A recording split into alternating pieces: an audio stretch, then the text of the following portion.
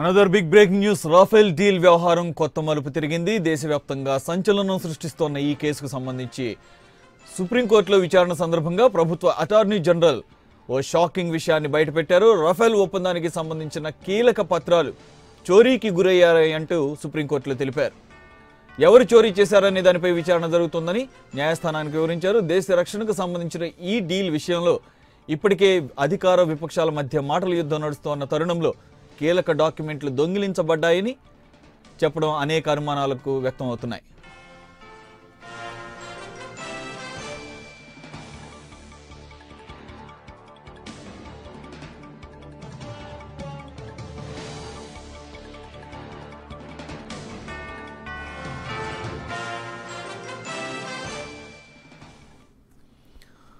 దేశ రక్షణలో భాగమైన రఫేల్ డీల్ విషయంలో మోదీ ప్రభుత్వం ఆత్మరక్షణలో పడింది. గతంలో కాంగ్రెస్ పాలిట శాపమైన బోఫోర్స్ కుంభకోణం కంటే కూడా 100 రెట్లు పెద్దదిగా భావిస్తోన్న రఫేల్ డీల్ మోదీ సర్కారుకు చెమటలు పట్టిస్తోంది. రఫేల్ డీల్ను మోదీ దేశం కోసం కాకుండా అనిల్ అంబానీ కోసం చేసుకున్నారంటూ కాంగ్రెస్ చేస్తోన్న ఆరోపణలకు మరింత బలం చేకూరేలా తాజాగా కీలకమైన ఒప్పంద డాక్యుమెంట్స్ మిస్ అయ్యాయని సాక్షాత్తు అటార్నీ జనరల్ సుప్రీంకోర్టులో ప్రకటించడం అనేక అనుమానాలకు తావిస్తోంది.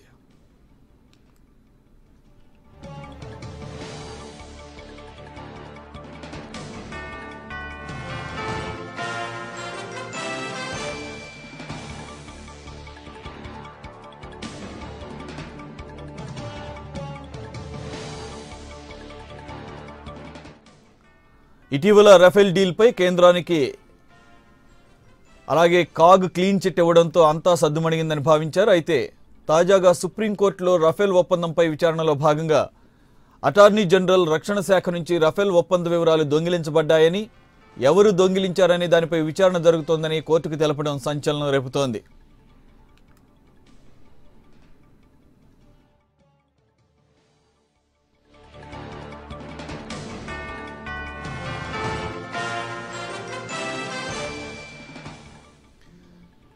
ఇక రాఫెల్ డీల్పై యూపీఏ హయాంలో చర్చించిన దానికంటే ఎన్డీఏ ప్రభుత్వ హయాంలో జరిగిన డీల్ వల్ల సుమారు 30,000 కోట్ల నష్టం వాటిల్లిందని కాంగ్రెస్ అటు ఆరోపిస్తోంది. కేవలం అనిల్ అంబానీకి 30,000 కోట్లు కట్టబెట్టేందుకే డసౌతో ఒప్పందం నుంచి హెచ్ఏఎల్ను తప్పించి అనిల్ అంబానీకి చెందినటువంటి కంపెనీతో డీల్ కుదిర్చారని కాంగ్రెస్ ప్రధానంగా ఆరోపిస్తోంది. ఈ క్రమంలోనే సుప్రీంకోర్టులో ఈ డీల్ వ్యవహారంపై అనేక పిటిషన్లు దాఖలయ్యాయి. విచారణలో భాగంగా సుప్రీంకోర్టుకు కీలక డాక్యుమెంట్స్ సమర్పించాల్సినటువంటి కేంద్రం ఆ డాక్యుమెంట్లు చోరీకి గురయ్యాయని చెప్పడం వెనుక కుట్ర ఉందని కాంగ్రెస్ ఆరోపిస్తోంది.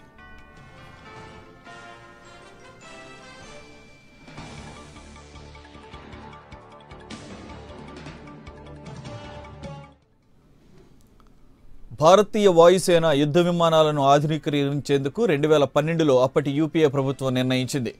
అందుకోసం యూపీఏ ప్రభుత్వం బిడ్స్ను ఆహ్వానించింది. అయితే ఈ బిడ్స్ కోసం అమెరికా, యూరోప్, రష్యా దేశాల నుంచి కొటేషన్స్ వచ్చాయి. అయితే వీటిలో తక్కువగా కోట్ చేసిన ఫ్రాన్స్కు చెందినటువంటి డసోను కేంద్రం ఎంపిక చేయడం జరిగింది. ఇందులో భాగంగా 18 ఆఫ్ ది షెల్ఫ్ జెట్ విమానాలను కొనుగోలు చేయాలని నిర్ణయించారు.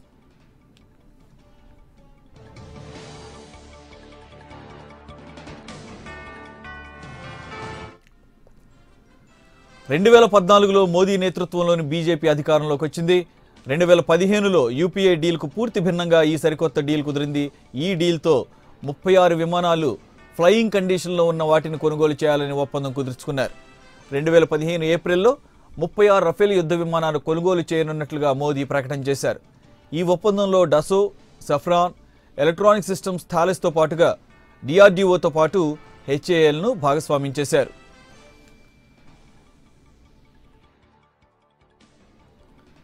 ఇక 2016 సెప్టెంబర్లో ఫ్రాన్స్తో ఒప్పందంపై మోదీ సంతకాలు చేశారు. ఈ ఒప్పందం ప్రకారం డసౌకు 58,000 కోట్లు చెల్లించాల్సి ఉంటుంది. డసౌ 36 రఫేల్ యుద్ధ విమానాలను అందిస్తుంది.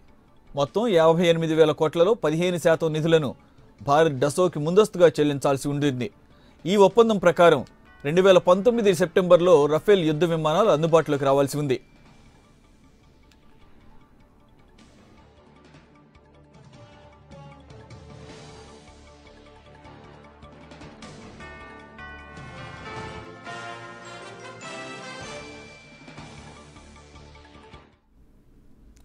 ఈ డీల్పై కాంగ్రెస్ అనేక అభ్యంతరాలను మొదటి నుంచి కూడా వ్యక్తం చేస్తోంది. మొదట డసోబ్కి భాగస్వామి హెచ్ఏఎల్ అని ఒప్పందం చేసుకున్నారు.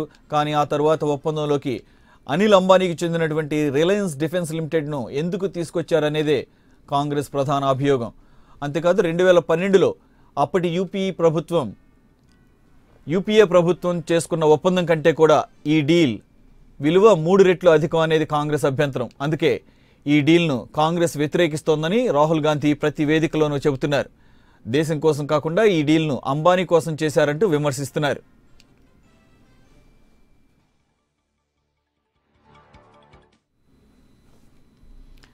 అయితే మోదీ ప్రభుత్వం మాత్రం పూర్తి పారదర్శకంగానే ఈ డీల్ను కుదుర్చుకున్నామని కౌంటర్ ఇస్తోంది. 2012తో పోలిస్తే తాజా చర్చల్లో మరింత పారదర్శకంగా ఉన్నామనేది కేంద్రం వాదన. అంతేకాదు తాజా ఒప్పందంలో ఆయుధాల ప్యాకేజీ అలాగే లాజిస్టిక్స్ సపోర్ట్ కూడా ఉందంటోన్న బీజేపీ యూపీఏ సంప్రదింపులు జరిపినప్పుడు వీటిని చర్చించలేదని రక్షణ మంత్రి నిర్మలా సీతారామన్ పదే పదే చెబుతున్నారు.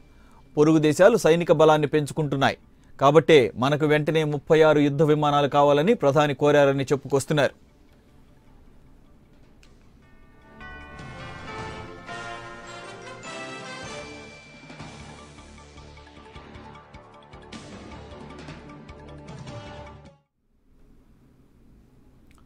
అయితే డసో మాత్రం ఈ ఒప్పందంపై వచ్చిన విమర్శలను ఖండిస్తోంది.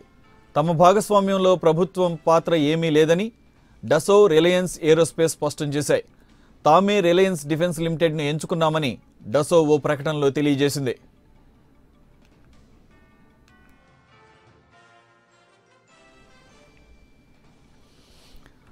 లేటెస్ట్ అప్డేట్స్ మా ఢిల్లీ ప్రతినిధి మదార్ అందిస్తారు.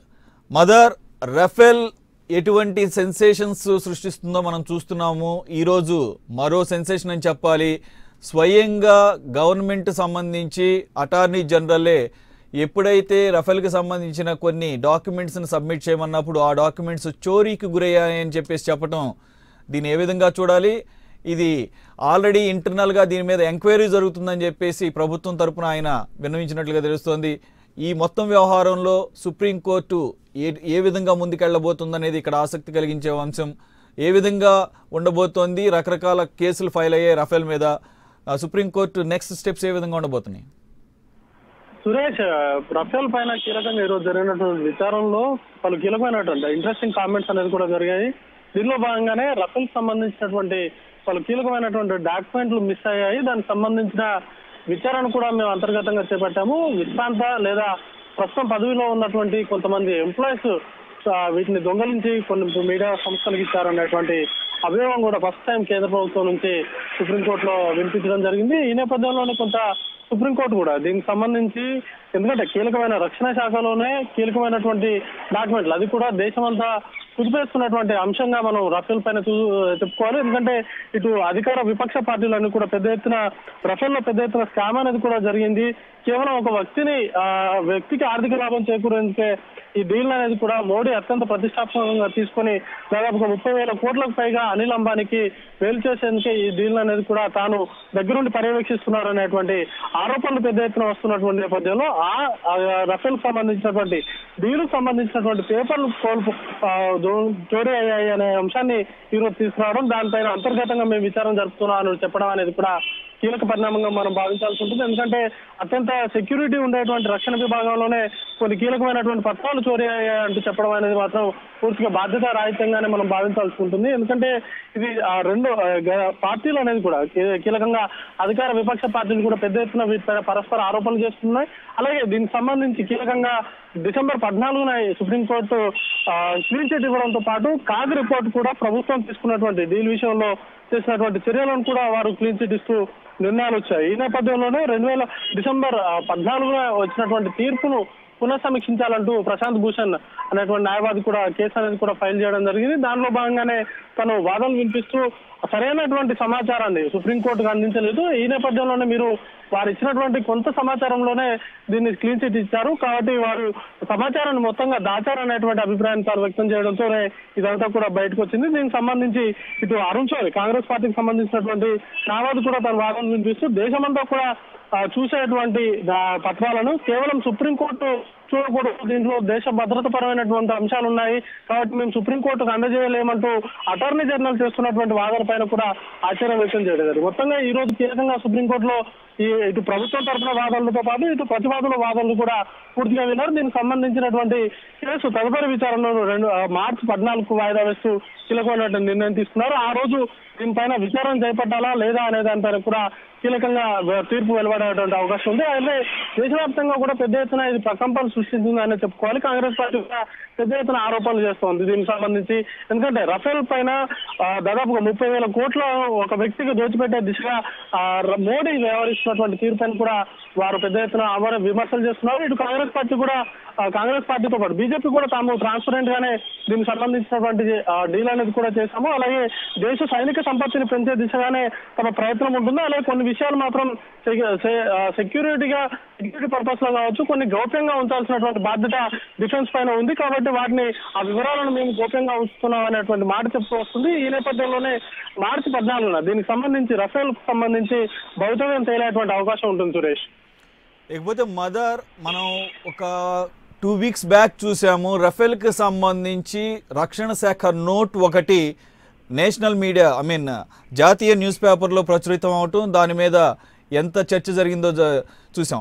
దానికి సంబంధించే ఈరోజు సుప్రీంకోర్టులో అటార్నీ జనరల్ కొన్ని కీలకమైన రక్షణ శాఖకు సంబంధించిన డాక్యుమెంట్స్ మిస్ అయ్యాయి, ఇది రక్షణ శాఖలో ఉన్న కొంతమంది ప్రీవియస్ ఎంప్లాయీస్ లేకపోతే విశ్రాంత ఎంప్లాయీస్ ద్వారా జరిగిందని చెప్పేసి సుప్రీంకోర్టులో ఈరోజు చెప్పటం, ఈ రెండిటికి ఏమైనా లింక్ ఉందా? ఇటువంటి డాక్యుమెంట్స్ గురించేనా ఈరోజు అడ్మిట్ చేసింది? ఖచ్చితంగా సురేష్, దాని గురించి కీలకంగా హిందూ పేపర్ లో వచ్చినటువంటి వార్తా కథనాలతో పాటు తర్వాత ఏఎన్ఐలో కూడా పూర్తి కాపీ అంటూ, ఎందుకంటే ఇటు హిందూ పేపర్ లో వచ్చినటువంటి వార్తా కథనాలను ఆధారంగా చేసుకుని ఇటు కాంగ్రెస్ పార్టీ బీజేపీ పైన విమర్శలు చేసింది. ఆ తర్వాత మరుసటి రోజే ఏఎన్ఐలో దానికి సంబంధించినటువంటి వాస్తవపు లేఖ ఇదంటూ కూడా మరొక లేఖ అనేది కూడా సర్క్యులేట్ అయింది. మొత్తంగా ఈ రెండు లేఖలకు సంబంధించినటువంటి రెండు డాక్యుమెంట్ సంబంధించినటువంటి అంశాలపైనే ఈ రోజు జరిగినటువంటి వాదనలు అనేది కూడా పూర్తి స్థాయిలో జరిగాయి. అయితే దీనికి సంబంధించి ఎవరు ఆ డాక్యుమెంట్స్ లీక్ చేశారనే దానిపైన ఇటు ప్రభుత్వ పరంగా తీసుకుంటున్నటువంటి విచారణ చర్యలను వారు వ్యక్తం చేస్తూనే దీనికి సంబంధించి ఇది చాలా సీక్రసీకి ఉండాల్సినటువంటి అంశాన్ని బయటకు తీసుకొచ్చింది అనే అంశాన్ని కూడా లేవనెత్తడం జరిగింది. మొత్తంగా ఇది ఒక గందరగోళ వాతావరణం అయితే ప్రస్తుతం ఈ ఇష్యూలో మొత్తం కనబడుతూ ఉంది. ఎందుకంటే ఇటు ద హిందూలో ప్రచురించినటువంటి వార్తా కథనంలో వచ్చినటువంటి అంశం అది పూర్తిగా అవాస్తవం అనే దిశగా ఏఎన్ఐలో వచ్చినటువంటి డాక్యుమెంట్ కూడా చూపుతా ఉంది. కీలకంగా ఏఎన్ఐకి ఎవరిచ్చారు లేకపోతే ఇటు హిందూ పేపర్ కూడా ఎవరిచ్చారనే దానిపైన కూడా విచారణ చేపడుతున్నారు. Right, okay.